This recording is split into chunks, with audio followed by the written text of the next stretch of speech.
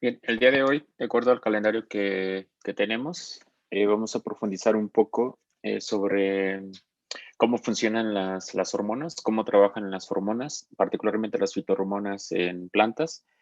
Entonces, Seón hizo un resumen muy sintético la clase anterior sobre el papel que tiene cada una de las hormonas en diferentes, en fisiología, en desarrollo y también en respuesta a estrés, ya sea biótico o abiótico, en el caso particular de salicilato o jasmonato, o en el caso particular de desarrollo, el etileno y sin embargo, hay algunos detalles que son importantes que ustedes sepan a nivel molecular, de tal forma que tengan una comprensión mayor de cómo trabajan las fitohormonas y cómo es que desde que nosotros estudiamos algunos procesos celulares a partir de tener a partir de tener este conocimiento y también cómo es posible que ustedes, como futuros ingenieros biotecnólogos o si se dedican en algún punto a la parte de agrobiotecnología, tengan mayores herramientas.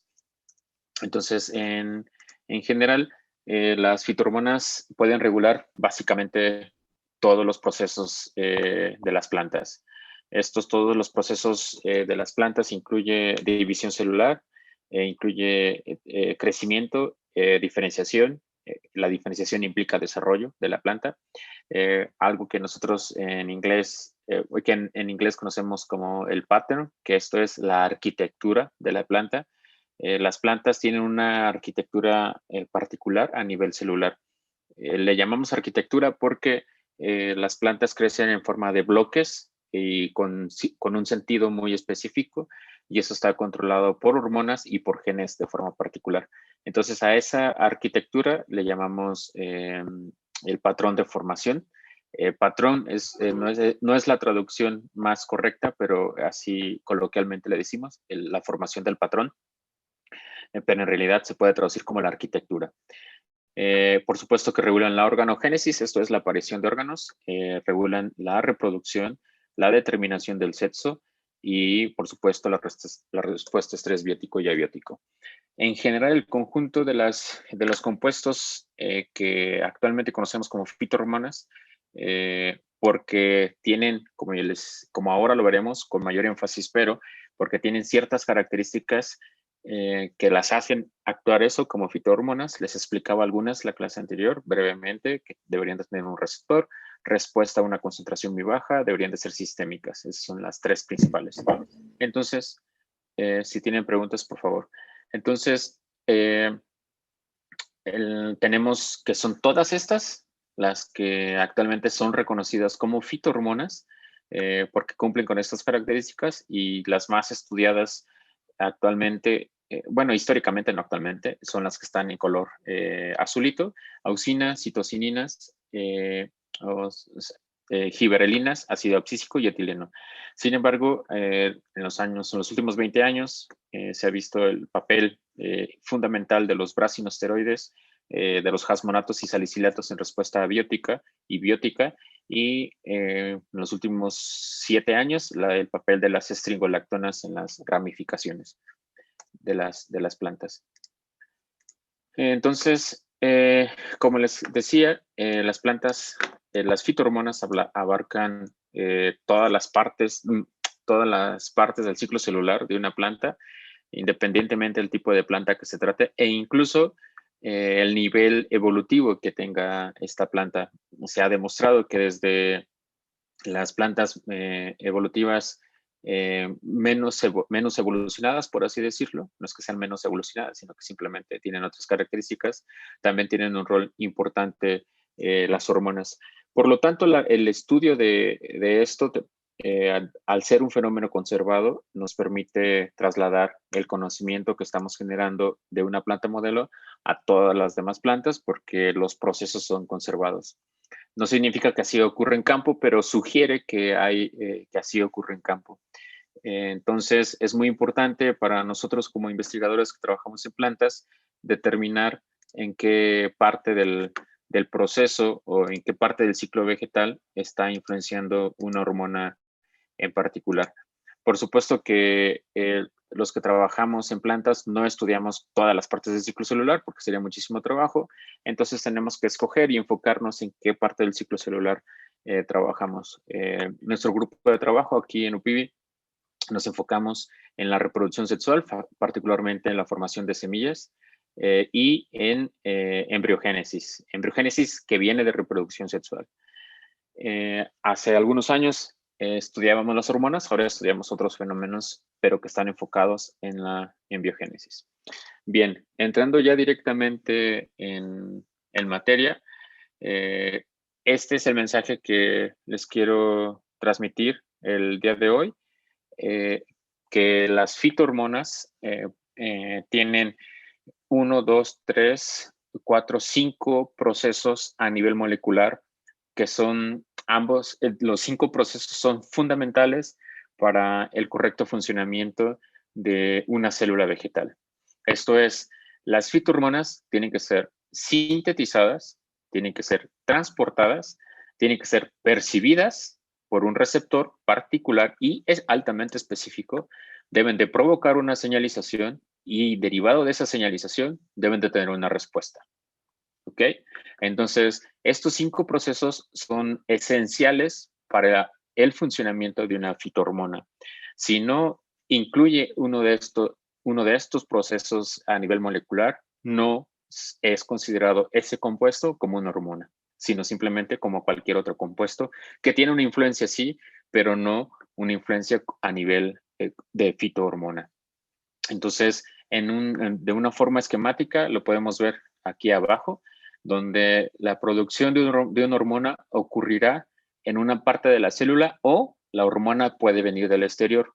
Pero en cualquier caso, si la hormona viene del exterior, esto es de algún microorganismo que puede ser un hongo o puede ser una bacteria, las bacterias o los hongos pueden proveer de hormonas a las plantas.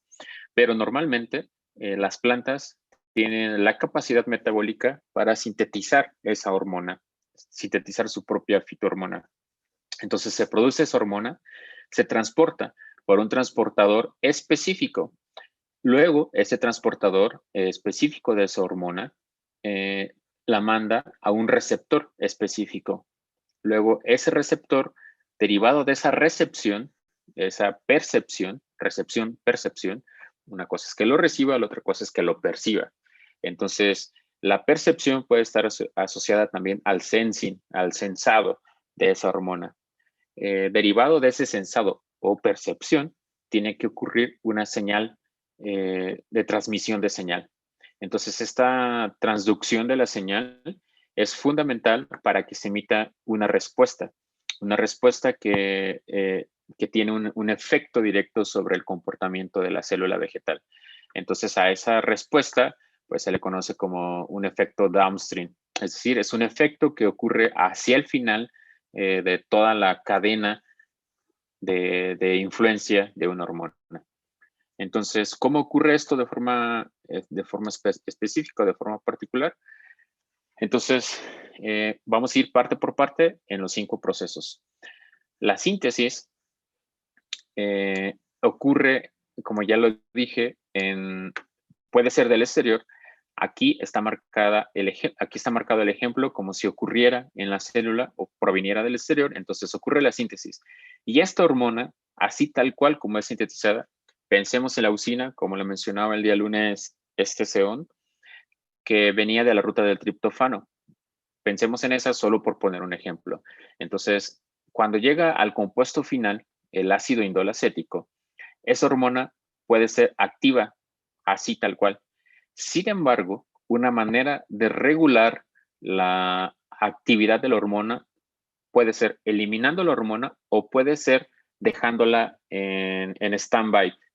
Está ahí presente la hormona, pero no es funcional. ¿Cómo lo hace? Entonces, lo que hace la célula es que conjuga la hormona con otro compuesto o particularmente con otra proteína. Derivado de esa conjugación, deja inerte a la hormona. Entonces, aquí pueden ocurrir 2 caminos, que se quede inerte, pero que no se degrade, o que la conjugación sea una señal para que la hormona se degrade. Entonces, si es una señal para que la hormona se degrade, los niveles hormonales caen dramáticamente y entonces se elimina la función de esa hormona. Esto solo hablando a nivel de síntesis.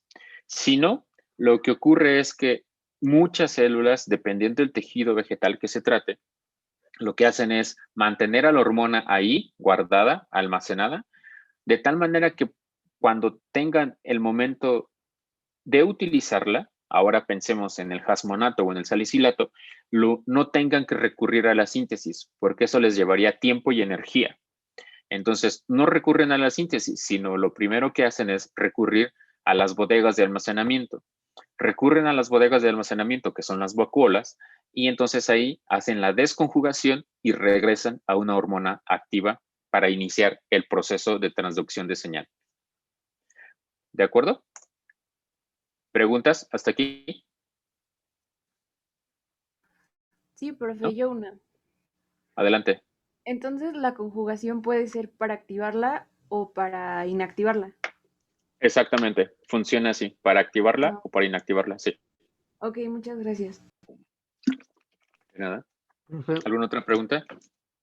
¿para qué le serviría a las plantas, bueno, degradar una hormona que pues es inerte dentro de ellas? ¿Sería para ocupar más espacio de alguna otra o cuál sería la función de esto? No. Eh, las células vegetales, dependiendo en el punto de su ciclo de vida, tienen que eliminar por completo las hormonas. Por ejemplo, en la embriogénesis predominan solo dos tipos de hormonas, de las otras no se han detectado. Entonces, ¿esto por qué? Porque ni siquiera ocurre la síntesis. Entonces, eh, para que no haya ninguna posibilidad, bueno, esa es una suposición, ¿no? En realidad no se sabe, pero la suposición es que para que no haya ninguna posibilidad de que cualquier otra hormona influya en ese proceso de desarrollo, lo que hace la célula es eliminar toda la hormona. Es una manera, es un seguro que garantiza que la existencia de otra hormona no influirá en el proceso. Hablando particularmente de la embriogénesis solo está controlada por dos hormonas, en realidad por tres, pero preferentemente por dos, que son las auxinas y las citokininas y un poco las giberelinas. Entonces, si hay presencia de otra hormona, el proceso de embriogénesis se inhibe por completo y ya no se forma el embrión. Y eso no le conviene a la planta. ¿Por qué no le conviene? Porque si no se desarrolla el embrión, no se forma una nueva planta y por lo tanto no hay descendencia. Entonces, previo a eso, la planta eh, decide, recuerden, yo digo decide, pero no es que la planta piense. En la planta lo que ocurre es que se elimina por completo no solo las hormonas que están ahí, sino se elimina por completo la ruta de síntesis, de biosíntesis de las hormonas, de tal forma que solo quedan dos activas. ¿Cómo está controlado eso? Es un proceso que no se sabe. Gracias, profe. ¿Sí, Daniel? Profesor, y por ejemplo, en el caso en el que sí estén esas dos hormonas que nos comentan en la embriogénesis, pero haya una cantidad enorme de esas hormonas, de todas maneras, ¿se inhibe la embriogénesis o la planta elimina el exceso y continúa con todo su proceso? Buena observación. No, la planta tiene la capacidad celular de, de calcular la concentración de hormonas que necesita en una célula. ¿Cómo lo calcula? Porque no solo hay receptores de membrana que perciben a la hormona y que sensan a la hormona, sino que en los años recientes se han encontrado receptores intracelulares. Entonces, una vez que entra la hormona y que inicia la transducción de la señal, esa hormona tiene varios destinos, la hormona activa. Uno de los destinos es que sea captada por un receptor intracelular y el receptor intracelular funciona como un sensor de concentración de la hormona. Entonces, ese sensor de concentración de la hormona es el que dicta si se va a degradación o se va a señalización para emitir una respuesta. Entonces, sí está controlada la concentración, no hay forma, bueno, no hay forma naturalmente demostrada a la fecha donde en un contexto celular específico hay una síntesis exacerbada de una hormona o haya una concentración exacerbada de una hormona. Porque lo que se ha probado, insisto, y demostrado, es que estos receptores intracelulares permiten el sensado de la concentración para que haya una respuesta precisa a lo que quiere la célula. Sí está demostrado. Ok, gracias, profe. ¿Alguna otra pregunta? Profesor, dijo que se podía conjugar también con otra hormona. No, ¿O una hormona con no se puede proteína? conjugar con otra hormona. No se conjuga con una proteína o sí se puede conjugar con otro metabolito. Ah, Es decir, ok. alguna enzima puede conjugar a la hormona. Las hormonas, como está acá, son compuestos químicos. Todas. Aquí en el caso de las plantas no se ha encontrado ninguna hormona de naturaleza proteica, distinto a animales, ¿no? En animales hay hormonas de naturaleza proteica, pero en plantas no. Todos son compuestos químicos. Entonces, lo que ocurre aquí es que sí puede haber la conjugación de un compuesto químico mediado por una actividad enzimática específica o esta hormona puede ser unida por una proteína. En realidad, lo que decimos nosotros es etiquetada, pero no, Gracias, no se profesor. le pega otra hormona. Y profe, ¿De acuerdo? Sí, gracias. Sí, sí, ¿se José pueden Juan. transportar las hormonas ya conjugadas hacia otra célula? Por ejemplo, si la concentración es muy grande en una célula en específico, la planta puede repartir esa hormona conjugada hacia otra célula o la No, destruye. no se ha demostrado que el transporte ocurra con hormonas conjugadas. Ah, bueno, gracias. De nada. Entonces, después de que ocurre la síntesis, siguiendo esa vía, ocurre el transporte y la percepción. Aquí el transporte, preferentemente, cuando se trata de un transporte a larga distancia, lo que hacen las células de síntesis, recuerden que la principal síntesis ocurre en la raíz. Entonces, la raíz libera las hormonas porque, como dije, no puede tener la célula una gran cantidad de hormonas. Entonces, las libera y las saca a las vías vasculares. Estas vías vasculares, cuando se trata de una planta que tiene xilema y floema como pues, su tejido, su sistema de transporte, recuerden que el xilema y el floema es literalmente como las arterias y las venas. El xilema transporta los nutrientes y el floema transporta los desechos. A veces hay algunos compartidos, pero en general así lo podemos conocer. Entonces, este sistema vascular se expande por todos y ustedes lo pueden ver en una hoja, ¿no? Todas las venas, bueno, decimos venas, pero todo eso que vemos en una hoja que se parecen a venas, en realidad constituyen el sistema de transporte vegetal que de acuerdo a la nomenclatura que usamos, pues es el xilema y el floema. Entonces, en el xilema y el floema pueden viajar las hormonas, pero ahí no significa, ahí están y están presentes. Eso no significa que sea percibido ya. Entonces, la percepción solo ocurre cuando la hormona llega a una célula y en la célula es unida por un receptor de membrana. Entonces, este esquema que se ve aquí, donde dice binding receptor, ahí la H, la hormona, y entonces en verde está ejemplificado un receptor. Entonces, es en este punto donde ocurre la percepción de la hormona. Entonces, ocurre la percepción y puede entrar a la célula. Ahora bien, el transporte, cuando ocurre célula a célula, es decir, hay células que están pegadas, más bien, en los tejidos, pues las células están pegadas. Pero como lo explicamos en una de las clases, el transporte entre plantas, entre bloques de plantas, ocurre de dos formas. Recuerden la vía apoplástica, ocurre vía plasmodesmos, en la vía simplástico, la vía apoplástica. En este caso particular, ocurre mediado por receptores. Entonces, como es mediado por receptores, puede viajar célula a célula Y el viaje célula a célula, si se ha calculado, pueden ser cientos de células en lo que puede viajar célula a célula.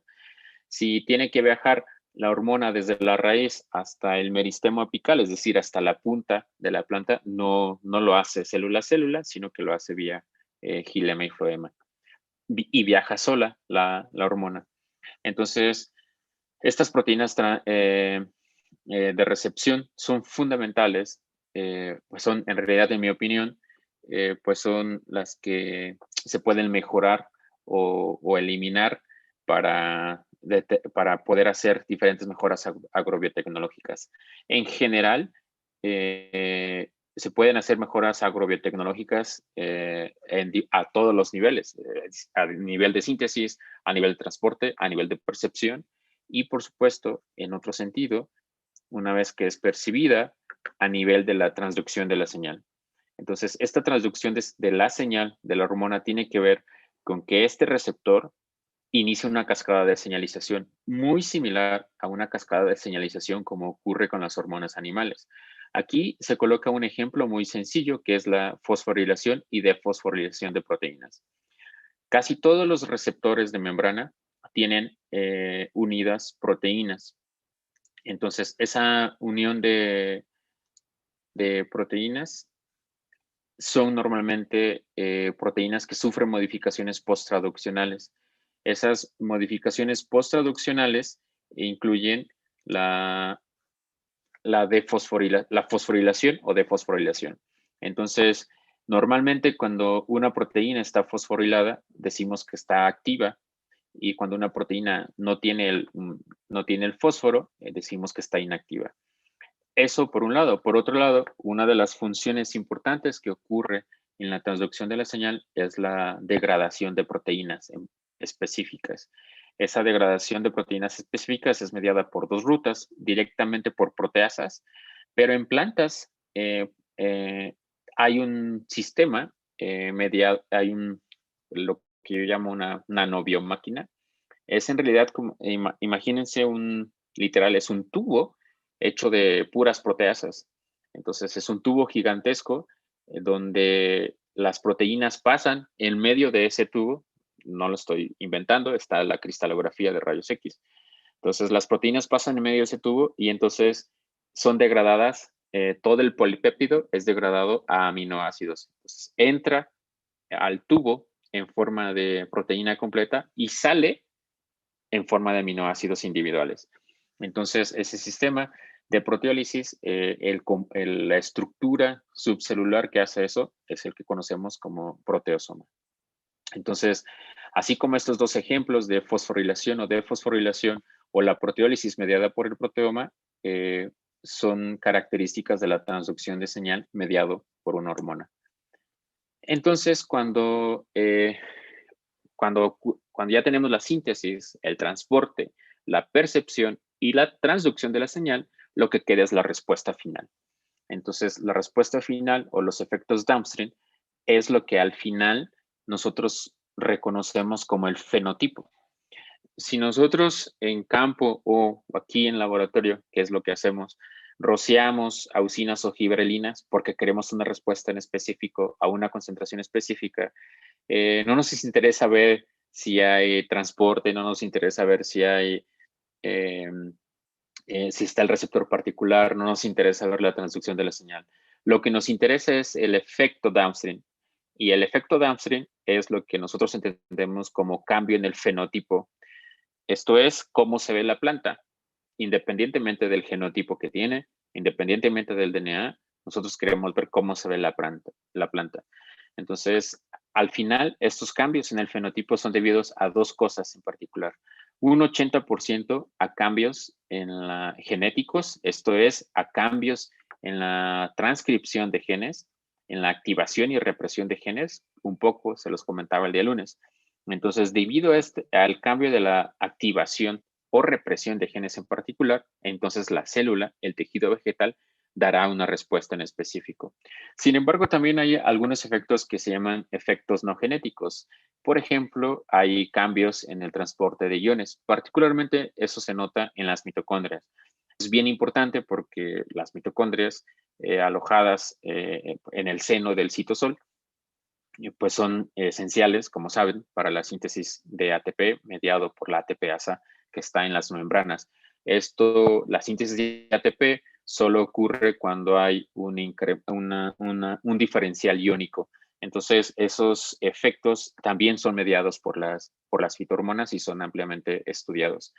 Son ampliamente estudiados, pero no son los prevalentes. Los prevalentes, sin duda alguna, son los cambios a nivel de transcripción de genes. Entonces, ¿qué es lo que tenemos al final a nivel molecular? Bueno, lo que tenemos es que las fitohormonas se sintetizan. Las fitohormonas, una vez que están de forma activa, se transportan, se perciben o se reciben por un receptor específico, transducen una señal, que es la señalización, y entonces derivado de esa señalización, la célula emitirá una respuesta derivado de la activación o represión de genes que provocará un cambio en el fenotipo completo de la planta o emitirá cambios no genéticos que incluye los cambios a nivel de iones. ¿Preguntas? Yo, profe, ¿hay algún ejemplo de alguna planta que no haya cambiado su fenotipo, pero sí en su gen algo muy importante, o no puede haber uno sin el otro? Buena pregunta. Sí, hay varios ejemplos en el que tú haces un cambio en las hormonas y no ves nada, nada de nada. ¿Por qué crees que eso ocurra, que no se vea nada en el cambio en el fenotipo? Es decir, que la planta se ve exactamente igual.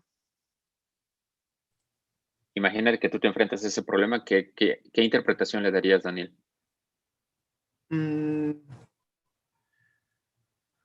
Probablemente porque la relación del cambio, bueno, obviamente pues la relación del cambio del gen no está ligada con el cambio del fenotipo, pero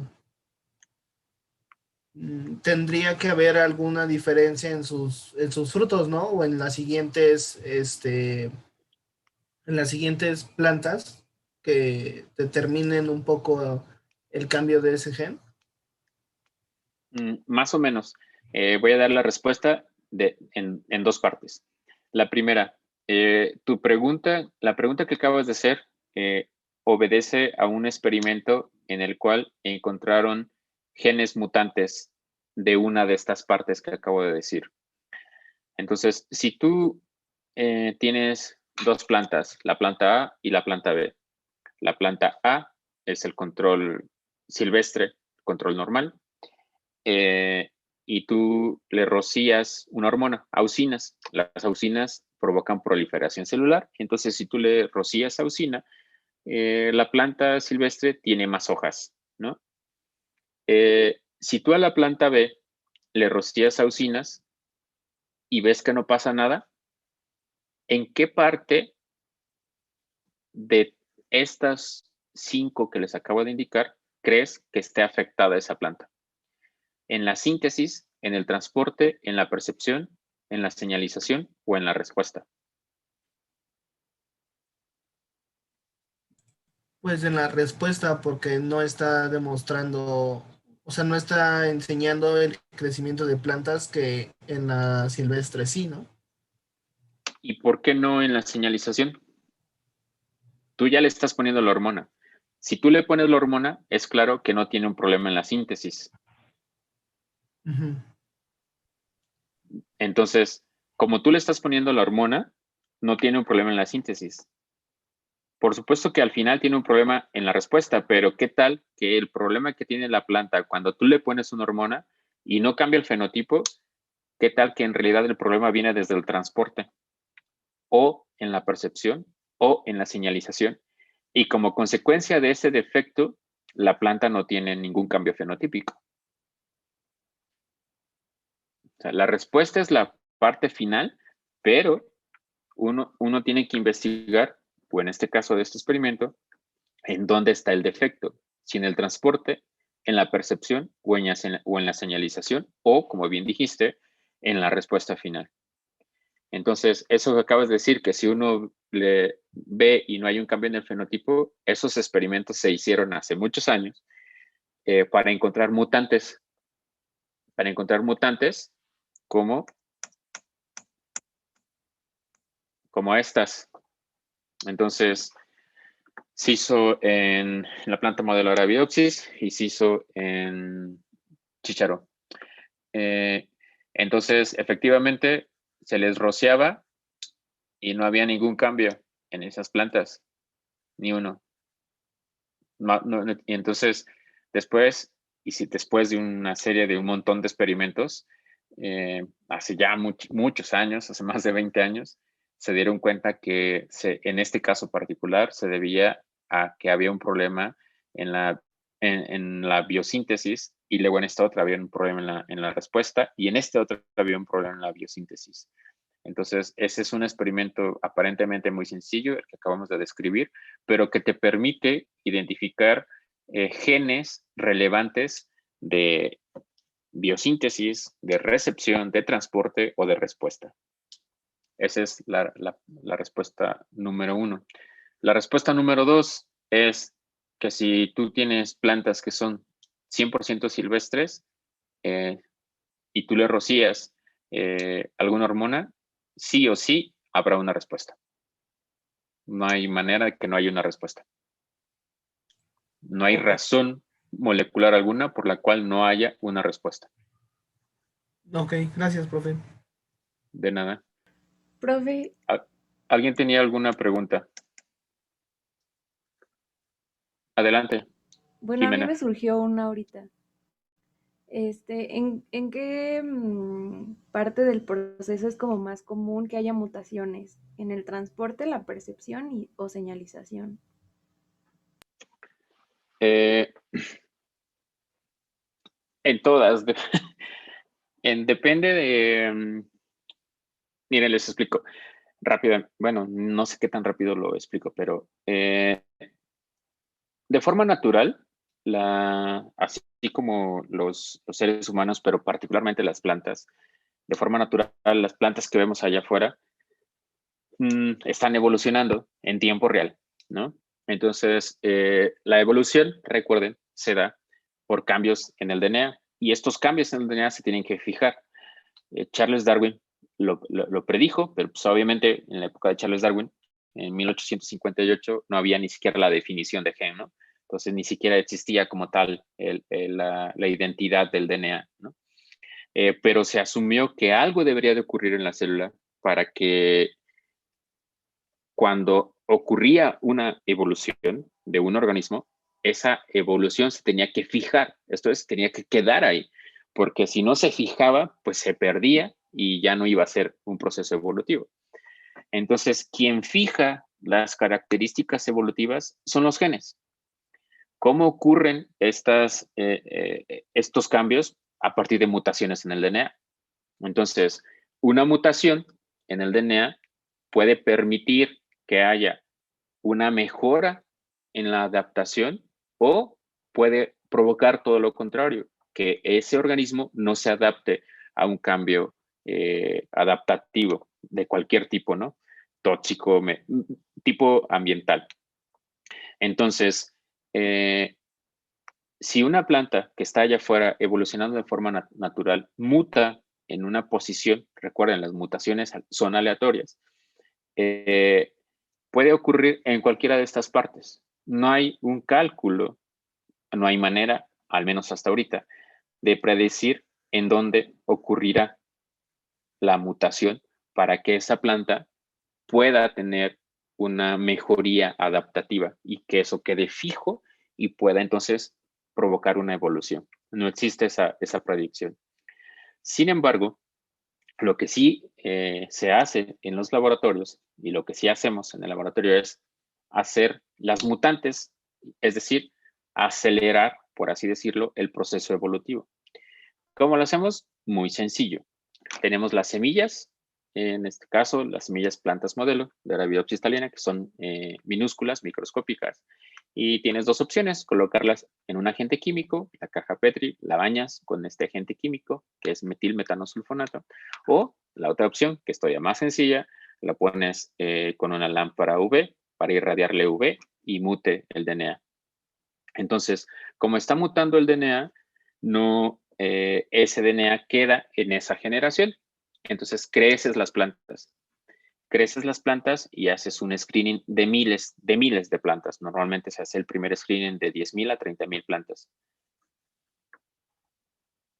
Permítanme tantito.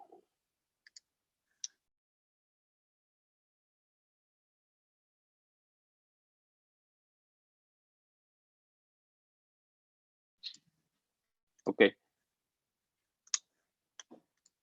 Entonces, ese screening, en ese screening uno puede determinar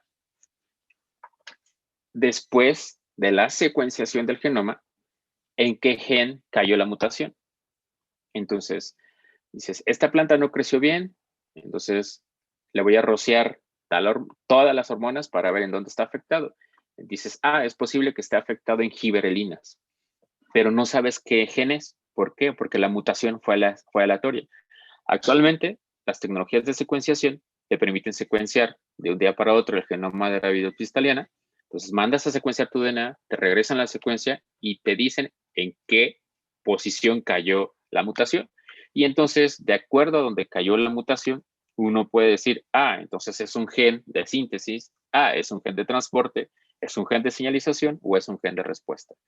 Y así se hacen los experimentos, así lo hace la gente en el mundo para determinar cada vez más y más una grandísima colección de genes que participan en cada uno de los segmentos. ¿Esto por qué se hace? Porque es fundamental para la agricultura.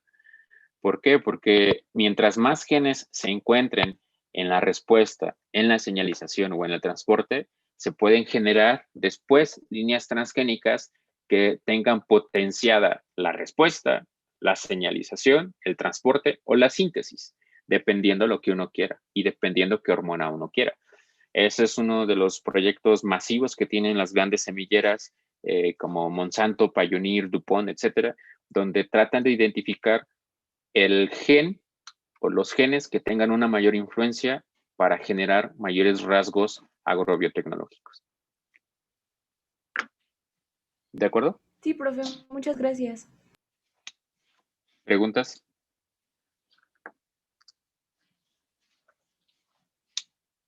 Profe, a mí me acaba de surgir otra.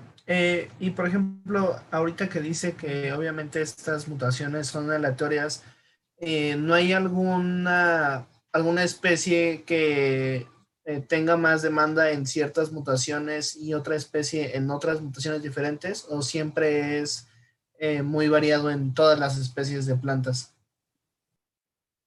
Voy a replantear tu pregunta, a ver si la entendí y me dices si estoy correcto.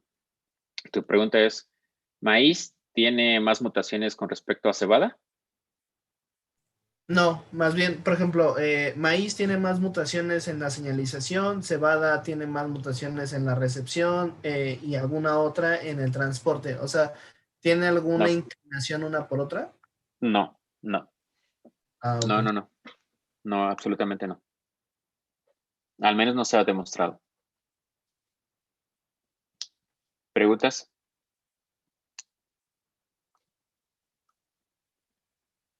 ¿No? Ok. Entonces, como lo he estado mencionando desde el día lunes, los principales receptores de las hormonas son proteínas transmembranales.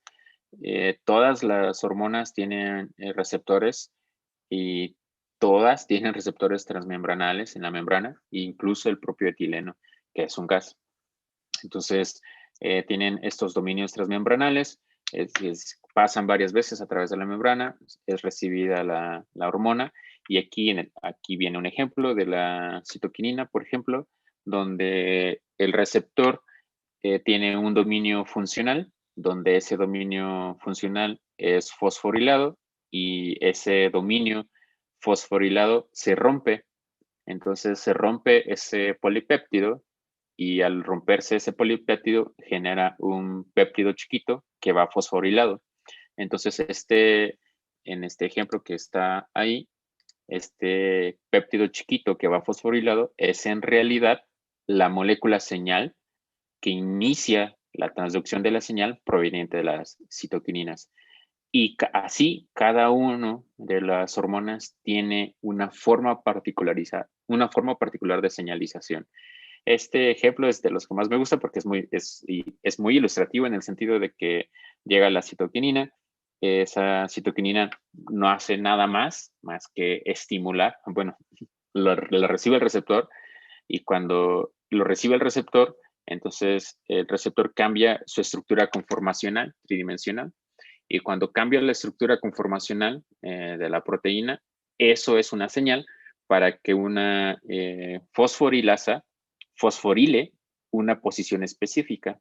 Y cuando se fosforila una posición específica, entonces eso es una señal para que una proteasa llegue y rompa esa posición. Rompe esa posición y entonces genera un péptido chiquito fosforilado, donde este péptido chiquito fosforilado tiene la gran ventaja que al ser chiquito y que está fosforilado, va activo, sirve como señal para que vaya hasta el núcleo, y el núcleo que tiene poros, un poro nuclear, lo deje entrar. Entonces deja entrar al polipéptido fosforilado y adentro del núcleo inicia, ahora sí, la activación de genes por otra vía. Entonces es una vía en realidad bastante larga que ocurre en cosa de nanosegundos. Está calculado. Entonces así se activa un gen, por ejemplo, un gen de síntesis de celulosa. ¿Para qué le servirá un gen de síntesis de celulosa, Andrea, Daniela?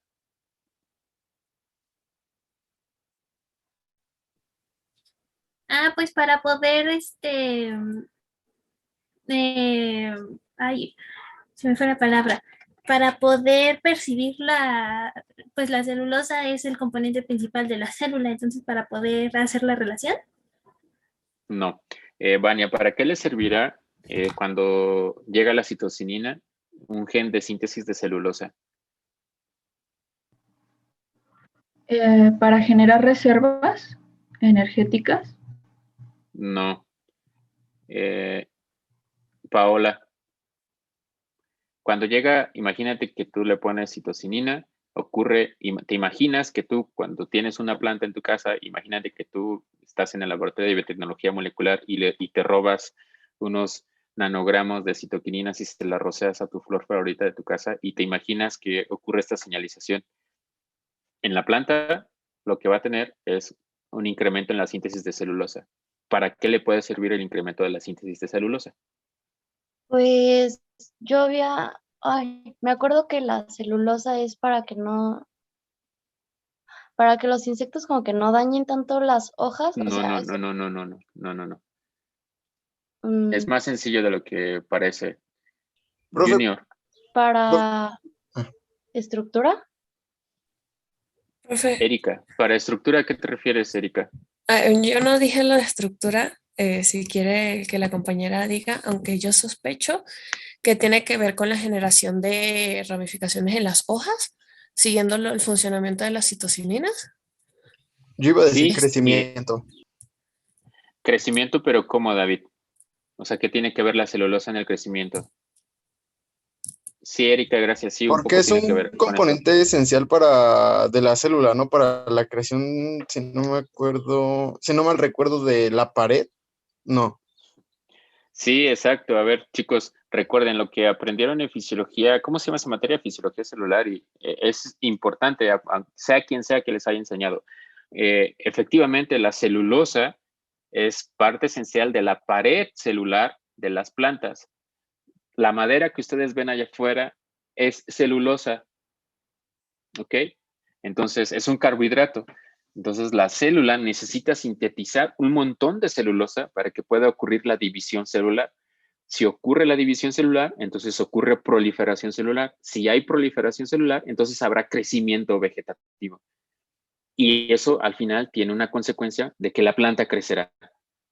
Entonces, esta respuesta de citoquininas o de otro, pero estamos siguiendo el ejemplo de citoquininas, es porque al final activan genes.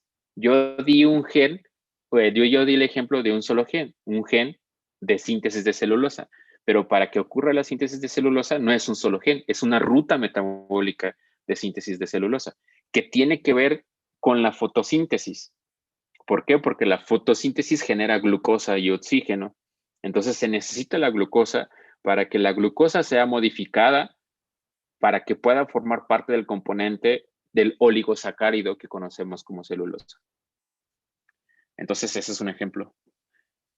¿Alguna pregunta de esta parte? Ahorita en lo que generan las preguntas, insisto, cada una de las hormonas tiene una vía particular de señalización.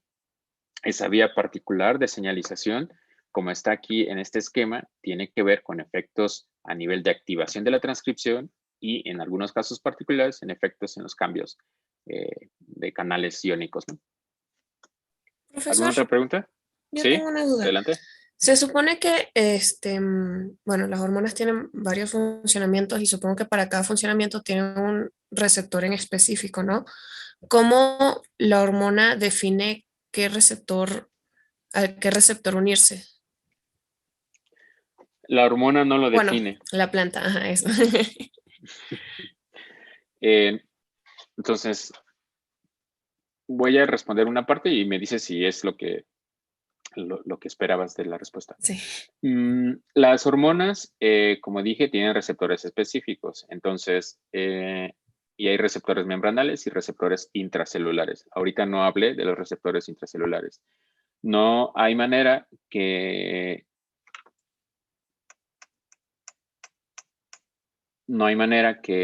un mismo receptor pueda unir a varias hormonas al mismo tiempo.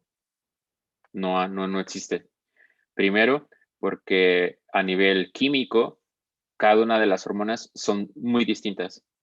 Y la unión, cuando decimos unión, no hay ninguna unión covalente. Recuerden, las uniones covalentes son en realidad, son las más fuertes, pero son las que menos prevalecen en los sistemas vivos. Las que más prevalecen son las fuerzas de Van der Waals y particularmente las fuerzas iónicas. Pero todo esto está dado por una interacción que al final no es física porque pues solo es electrostática, ¿no? Electroquímica.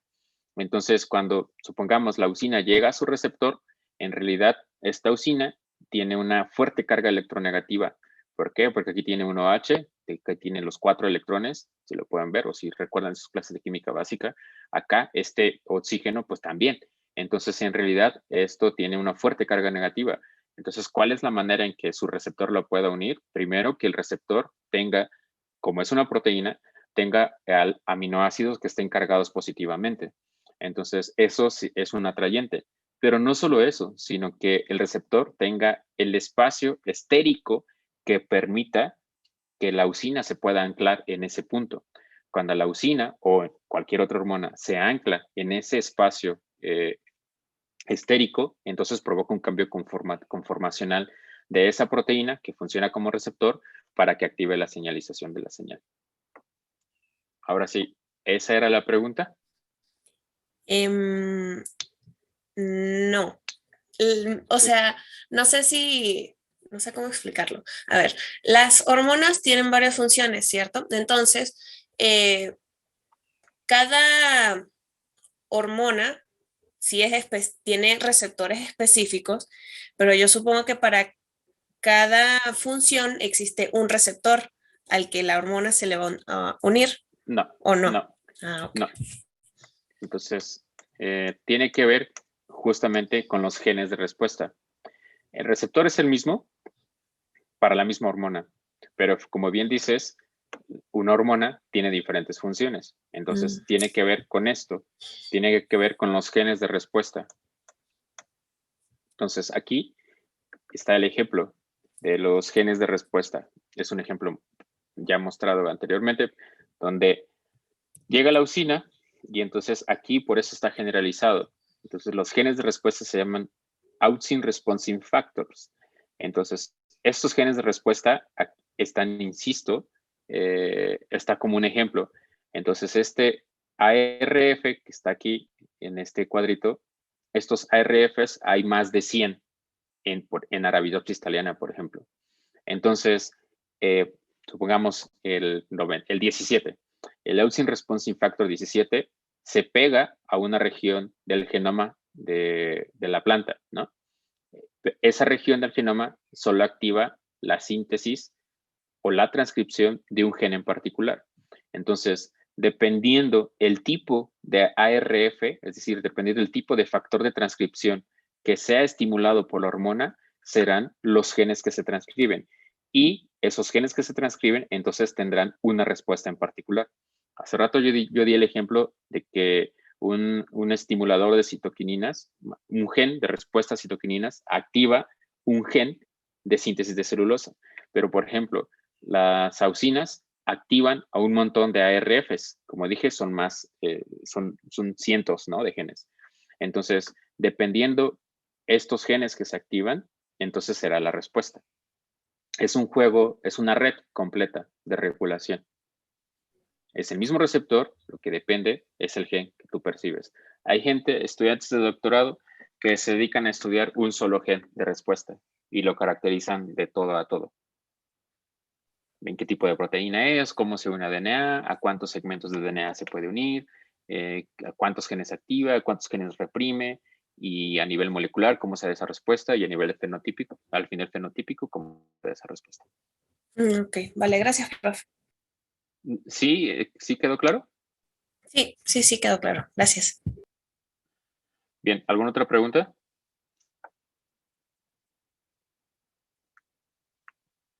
¿No? Bueno, antes de que me vengan a correr porque no tengo el cubrebocas, esto, como se los mencioné, es en realidad la respuesta principal de las hormonas. Y como lo acabo de explicar, en todos los casos ocurre de una forma similar. Esto es, aquí en rojo está marcada la leucina, en verde está marcado el receptor intracelular. Entonces, en todos los casos tiene que ver una degradación proteolítica y en todos los casos tiene que ver con la degradación del represor. Miren, sigamos cada uno de ellos. Entonces, la leucina, que está marcada en rojo, en verde está marcado el receptor. Cuando la leucina llega y con su receptor se pega, interactúa con una proteína que se llama IAA. Entonces, esta IAA, cuando está marcada por la leucina, digo marcada porque no es que sí, en realidad sí está marcada. Cuando está marcada por la leucina, esto es una señal para el proteosoma para que degrade el IAA. Entonces, déjenme ver.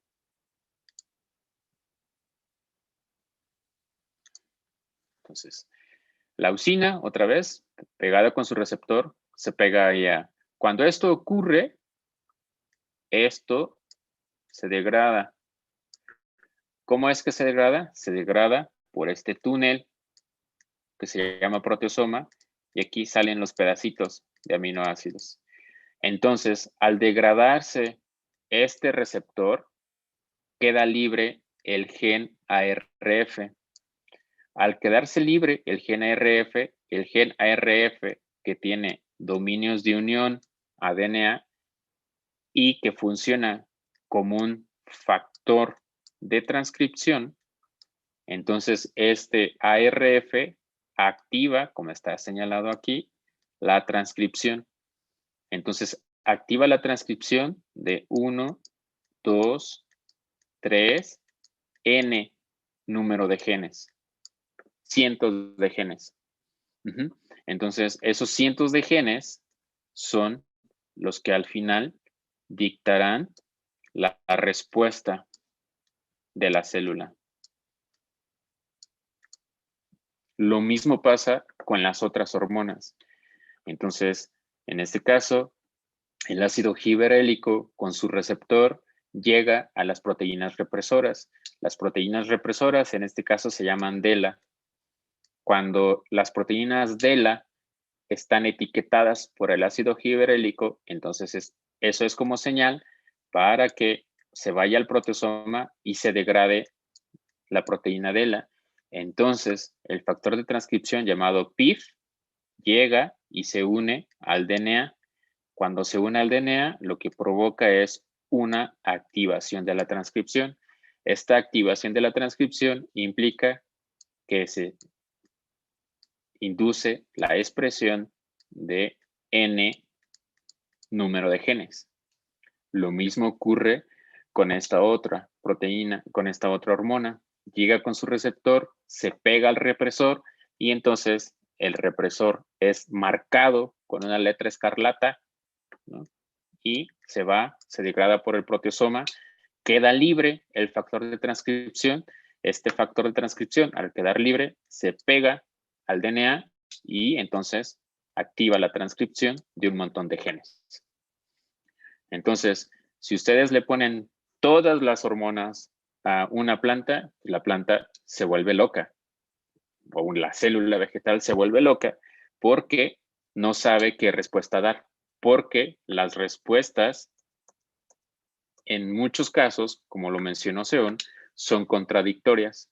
Esto es, la citoquinina promueve la proliferación del shoot apical meristem, pero la auxina no, promueve otro tipo de crecimiento. Entonces, una cosa es promover, otra cosa es mantener o reprimir, etc. Entonces, las hormonas actúan de forma antagonística. Por lo tanto, si la célula respondiera o tuviera concentraciones altas, por así, tuviera concentraciones máximas de cada una de las hormonas, entonces se activarían una cascada de genes que impedirían dar la respuesta adecuada a esa célula. Por lo tanto, esto es altísimamente regulado a nivel de síntesis, ya dije, a nivel de síntesis, a nivel de transporte, a nivel de señalización, a nivel de percepción y a nivel de respuesta. Jania.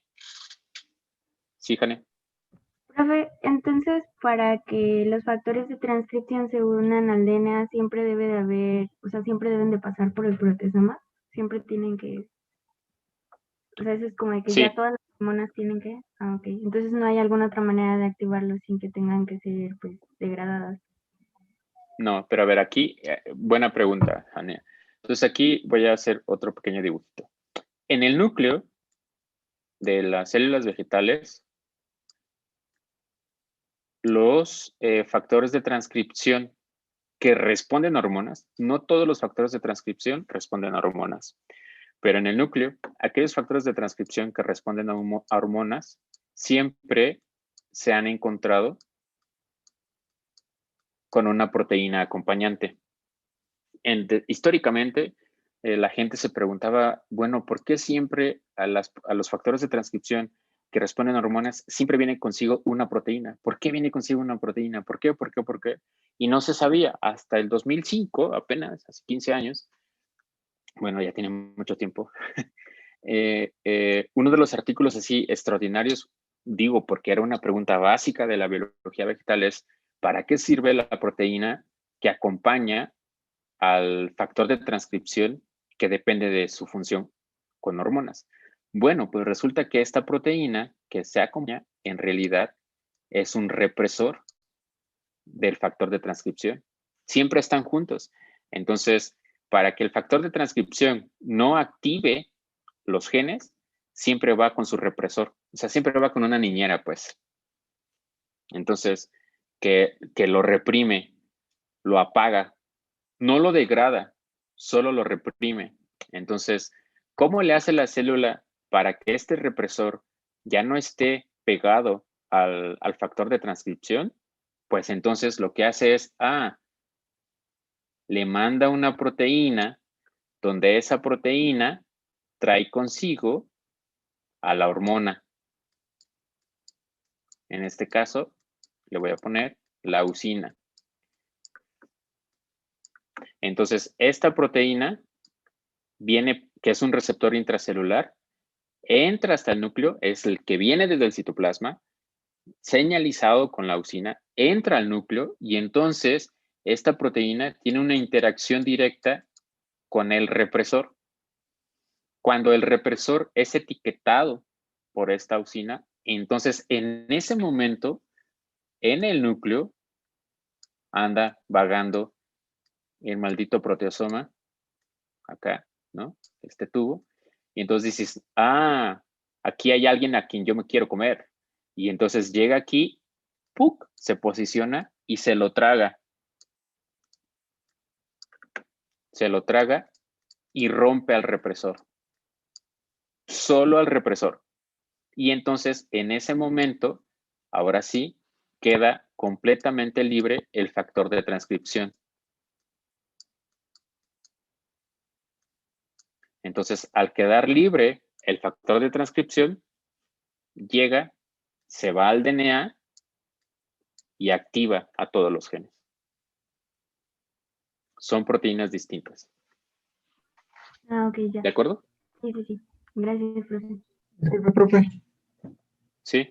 En este caso, por ejemplo, ¿no existe otro mecanismo o todas las proteínas represoras que son pues marcadas por estas proteínas unidas a hormonas siempre tienen que ser degradadas o no pueden llevar a pues un cambio estructural que disminuya la afinidad por el factor de transcripción o algún otro mecanismo? Sí, hay otros mecanismos que no son los principales, pero sí existen, que son de activación o de represión directa. Esto es, en lugar de que... Este es el mecanismo que prevalece en la mayoría de los casos. Ese es el mecanismo el que está ahí es el que estudiamos, pero en los años recientes sí se ha descrito que hay una respuesta directa de las hormonas. Esto es, que en el núcleo hay factores de transcripción, ¿no? Entonces, que este factor de transcripción no es un receptor, pero trae un péptido pegado a él y anda así, vagando en el núcleo. Entonces, cuando una hormona llega directamente, eso se ha demostrado para las auxinas, llega y se queda aquí, lo percibe el péptido, que al final ese péptido funciona como receptor, entonces lo que hace es, el factor de transcripción efectivamente tiene un cambio conformacional y eso lo que hace es que se pueda unir al DNA. Entonces aquí la transmisión de la señal es directa, no tiene que pasar por el sistema de represión. Entonces, sí se ha demostrado para una variación específica de las auxinas y resulta ser que este factor de transcripción que responde a auxinas directamente, a veces funciona, este factor de transcripción, a veces funciona para activar o para apagar genes. Tiene la doble función y es una respuesta inmediata. Es una excepción a la regla, pero sí pasa. Y bueno, que la degradación sea como su principal mecanismo, ¿no lo hace deficiente al momento de pues tener que sintetizar de nuevo los represores o algo por el estilo? En términos... Ay, estoy escuchando un sonido.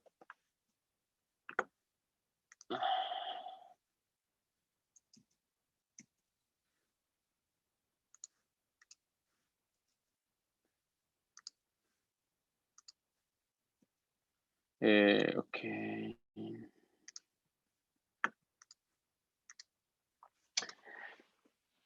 Con respecto a tu pregunta de que si no lo hace más o menos eficiente, la respuesta simple es sí lo hace ineficiente mientras tiene más pasos, definitivamente.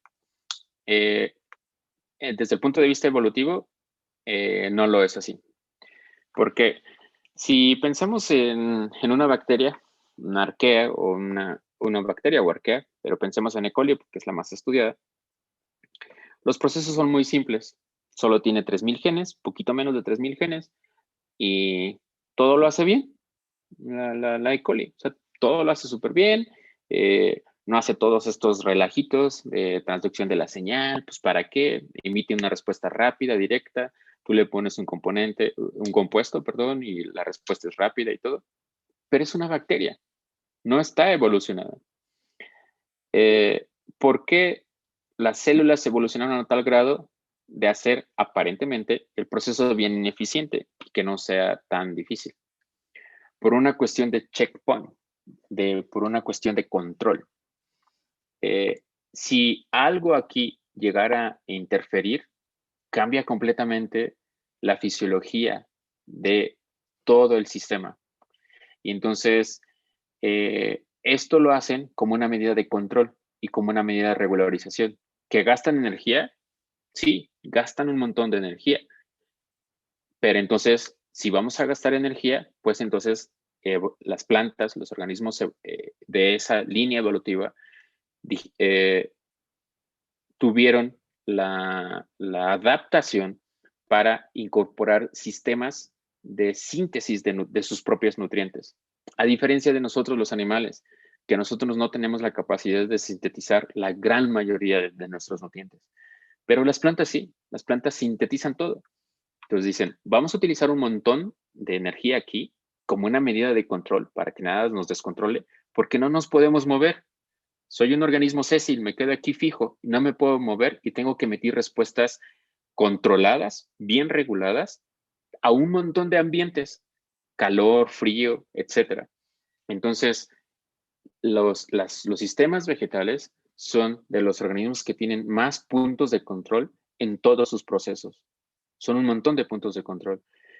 Entonces, esto lo puedes ver tú como si tú entraras a un túnel, pero tú puedes entrar a ese túnel con una puerta inicial y una puerta final.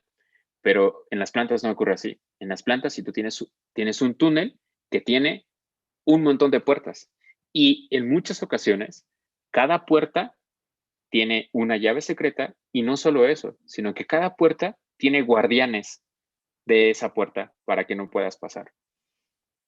Entonces, así evolucionaron las plantas. Por eso a mí me parecen fabulosas y fantásticas. Muchísimas Profe, de gracias, hecho, profe. mi pregunta también iba más encaminada hacia eso, a conocer la eficiencia como de ese proceso de degradación. Pero ya quedó claro. Gracias. Okay. Ahora, tu pregunta, sí, bueno, qué bueno que tenía la misma orientación, pero creo que tu pregunta es distinta en el sentido de que cuál es la eficiencia del proceso de degradación.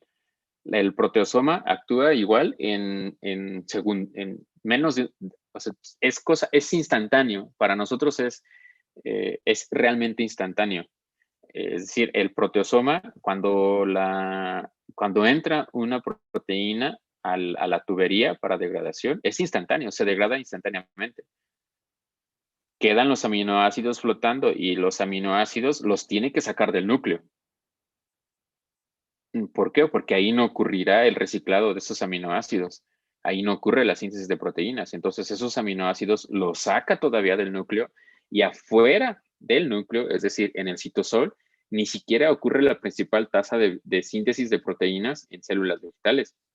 Esos aminoácidos los manda a los tRNAs, lo pega al tRNA y el tRNA se va al retículo endoplásmico donde verdaderamente ocurre la traducción de proteínas. Una vez que llega al retículo endoplásmico y que está ahí ese mismo aminoácido que viene de allá, forma parte de otro polipéptido que después constituye una proteína, pues entonces la célula vegetal dice, no, a ver, tenemos que almacenar proteínas, porque no podemos estar haciendo esto sintetizando aminoácidos cada vez.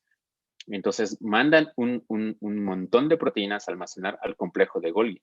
Entonces llegan al complejo de Golgi, que está pegado al retículo endoplásmico, y entonces ahí está toda la batería de proteínas, de tal manera que la respuesta sí es inmediata, porque la síntesis de proteínas ocurrió hace mucho tiempo atrás, antes de recibir la señal. Entonces, la célula vegetal no demora mucho en la síntesis de proteínas. Muy diferente a las células animales, que no es, ahorita me interesa hablar de eso, pero las células animales en general hacen más tasa de síntesis de proteínas. Gastan más energía, de hecho. Pero por eso tienen también más mitocondrias. En el caso de los vegetales, tienen la ventaja de las plantas de que tienen mitocondrias y tienen un montón de cloroplastos. Gracias, profe. Profe, los nombres de los represores tienen que ver con las hormonas, sí, ¿verdad? Por ejemplo, porque IA, recuerdo que habían dicho que era una auxina, ¿no? Sí, buena pregunta. Sí y no. Porque IA en realidad es de ácido indolacético. Entonces en realidad es indole acetic acid. Sí, en ese caso particular sí tiene que ver con el nombre de la hormona, pero en el caso de las giberelinas, DELA no. DELA aquí es DELLA, no tiene nada que ver con el nombre del ácido giberélico. Aquí DELA obedece al nombre que el autor que descubrió por primera vez esa proteína, así le puso. En plantas, antes del, y todavía se hace, todavía es permitido, en plantas si a su gen favorito uno le puede poner el nombre que uno quiera. Entonces, yo en mi caso trabajé con unos genes caracterizando una mutante y yo le puse argonauta. Argonauta porque me gusta la historia griega de los argonautas. Entonces, hay ese tipo de cosas que uno puede hacer todavía en plantas porque, aunque no lo crean, hay muy poca gente estudiando plantas si lo comparas con la gente que estudia células animales. Entonces, todavía se conceden esos derechos como tratarte de apropiar de tu gen favorito. Entonces, en este caso no tiene nada que ver el gen DELA, los genes DELA pues, son un montón, con el nombre de la hormona. Y en realidad hay que memorizárselos.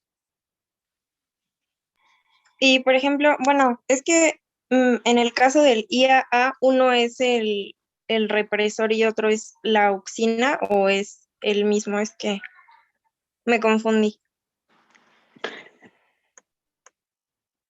Buena pregunta. A ver, me voy a regresar aquí. No, aquí esta presentación está basada, como ya lo dijimos con Sion, en las referencias publicadas por la American Society of Plant Biologists. Entonces, los que somos miembros de la American Society of Plant Biologists tenemos acceso a este tipo de recursos didácticos. Entonces, aquí, para responder a tu pregunta, si esto solo es así, la respuesta es no. En realidad aquí es un complejo multiproteico. En términos didácticos, no lo mostramos porque si así puede resultar complejo comprenderlo, entonces si aquí colocara yo o colocáramos todas las proteínas que participan en el proceso, pues sería bien difícil. ¿Qué es lo que el equipo, no sé a qué equipo le toca auxinas y citosininas? Bueno, a ese equipo que tuvo la fortuna o desfortuna de investigar auxinas y citosininas, entonces ellos sí, en su video, tendrán que explicar con mayor claridad cómo ocurre este proceso en su videíto. Funcionará muy bien y aquí este es un consejo para ellos, funcionará muy bien para su introducción de su artículo.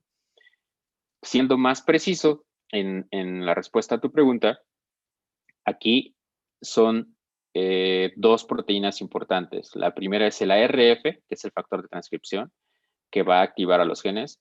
El ARF está pegado con su proteína represora. Es como si tú quisieras conocer a alguien, pero que ya estás con otro o otra, no sé, y ese otro no te dejara conocer a alguien o a quien sea, ¿no? Porque es tu represor, te reprime. No lo hagas, nunca lo hagas. No tengan represores, pero en este caso, esta proteína y todas las proteínas activadores, factores de transcripción, vienen con su represor pegado. ¿Cómo se degrada este represor? Lo vuelvo a repetir. Este represor se degrada cuando el receptor de la hormona trae consigo la hormona y entonces se pega al represor y eso sirve como señal para que todo esto se vaya a degradar vía proteasoma. Entonces, cuando todo esto se degrada, que incluye el represor, por supuesto, entonces el factor de transcripción queda libre y cuando queda libre el factor de transcripción, activa a los genes.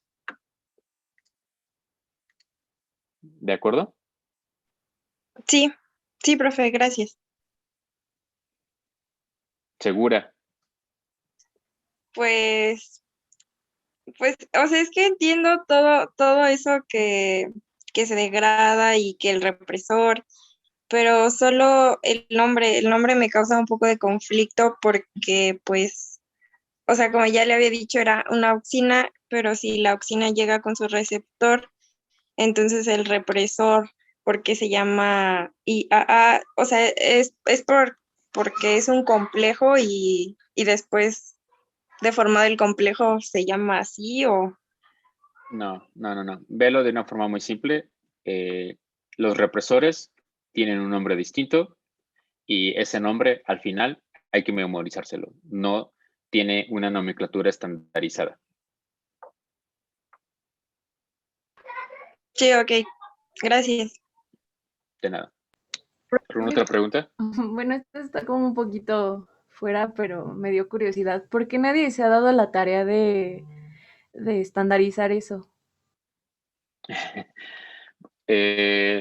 Porque los que hacemos biología molecular de plantas no somos tan ingenieros, o sea, sí somos ingenieros, pero no tanto. Nos gusta más la diversidad. A diferencia de, es decir, yo creo que sí tiene que ver con cómo somos en general los que hacemos biología molecular de plantas. No tenemos una visión tan cuadrada de las cosas y entonces permitimos ese tipo de libertades. Cuando los bioinformáticos o los matemáticos se acercan con nosotros y tratamos de explicarles estas cosas, es la cosa más fea que se puedan imaginar.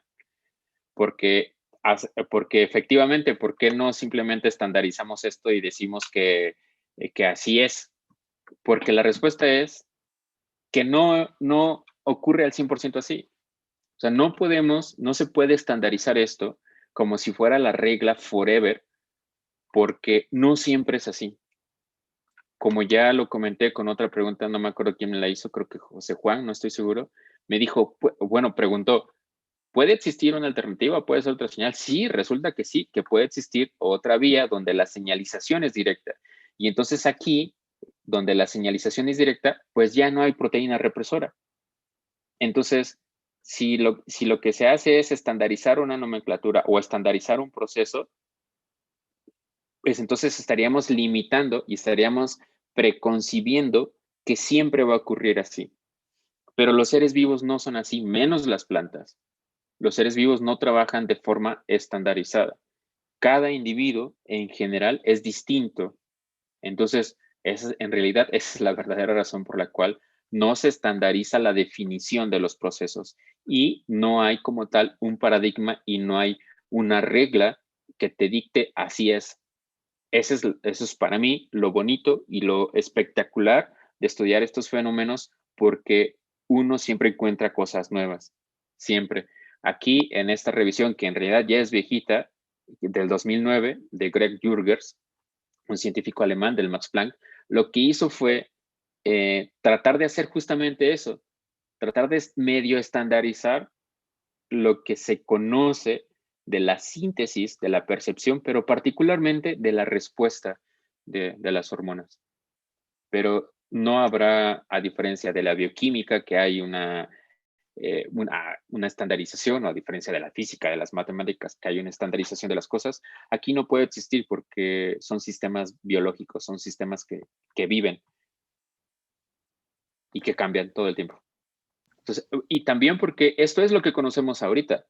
Eso es lo que conocemos al 2020, pero nada limita que el siguiente año o en semanas se publique una cosa distinta de que esto realmente no ocurre así, que en realidad lo que prevalece sea otro tipo de proceso de señalización, de respuesta. Qué bonito, gracias. Profe, Gusto. ¿Sí? y por ejemplo, si este factor va a ayudar a que se haga más auxila, entonces, ¿quién es el que lo contrarresta? No ¿Las entiendo tu citocinas? pregunta.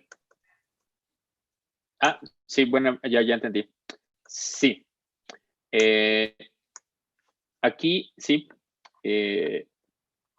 Las citocininas, aquí no está, pero las citocininas sintetizan, activan la transcripción de genes represores de respuesta a auxinas. Y al revés, las auxinas activan la transcripción de represores de respuesta a giberelinas. ¿Sí, José Juan?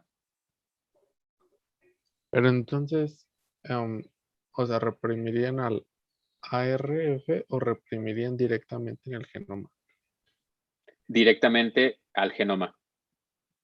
Ah, bueno. Hay unos estudios bien bonitos. ¿A ti qué te tocó, José Juan, del artículo? No te tocaron hormonas, creo. No estoy seguro, la verdad. Micronutrientes. Ok. Pero hay unos estudios bien bonitos. De hecho, hay uno de micronutrientes. No sé si fue ese, pero similar al de hormonas, que lo que hacen es estudios masivos. Antes, pues no se podía hacer, pero pues de 10 años a la fecha ya se puede hacer de manera no rutinaria, pero es muy común, en donde dejas solo giberelinas, ¿no? Y dices, yo quiero ver de todo el genoma cuáles son todos los genes que se están activando. Antes un estudiante de doctorado solo lo podía hacer para un gen, para 2 genes, pero actualmente lo puede hacer para ver todo el genoma. Y entonces haces un experimento, haces un screening y dices, ahora pues no secuencias todo el genoma porque no vas a hacer secuenciación de DNA. Lo que tienes que hacer es secuenciar el RNA que está ahí transcrito. Entonces, es algo de lo que nosotros, por ejemplo, Marcos, quien les va a dar clases la próxima semana, lo que va a hacer en el laboratorio es algo similar. ¿Para qué hacer un solo gen si lo podemos hacer de todo el genoma? Es decir, veamos cuál es la respuesta de todos los RNAs mensajeros que están en ese momento y en ese espacio en una condición determinada. Y entonces, estos estudios de las hormonas se hicieron ya para varios tejidos hace ya algunos años y efectivamente ya se conoce la respuesta global a nivel de RNA mensajero que da o que otorga el genoma para un cambio fenotípico específico. Eso es bien importante y muy, muy relevante. Y por ejemplo, o sea, ¿cuál tendría más afinidad por la interacción con el genoma, el de represión o el de en transcripción? Porque yo me imagino que al estar las auxinas ahí activando la ARF, pues va a ser como una competencia, ¿no? Para ver quién reprime más o quién activa más. Entonces ahí, ¿cómo se regularía bien eso? Bueno, no entiendo bien eso. Perdón que lo mencione, José Juan. Esa pregunta obedece al proceso de transcripción en general. Y el proceso de transcripción lo ven en TRG y en fisiología celular. Pero brevemente en este caso. Recuerden todos que los factores de transcripción funcionan como activadores y como represores. Normalmente pensamos que un factor de transcripción es un activador, pero no necesariamente. Se llaman factores de transcripción porque regulan la transcripción. Entonces, ¿cómo se regula la transcripción? Activándola o reprimiéndola. Entonces, si tu pregunta ¿es factor de transcripción es más afín al DNA o es menos afín? La respuesta es sí, es posible saberlo y eso se estudia y se calcula. Y los factores de transcripción son proteínas que tienen diferente naturaleza, que tienen diferente grado de afinidad al DNA, por supuesto. Voy a poner 2 ejemplos. El ejemplo más estudiado de un factor de transcripción son los dedos de zinc. Entonces, los dedos de zinc son 2 cadenas alfa, por eso aquí donde está RF así lo puse. Entonces, estas 2 cadenas alfa tienen esta forma.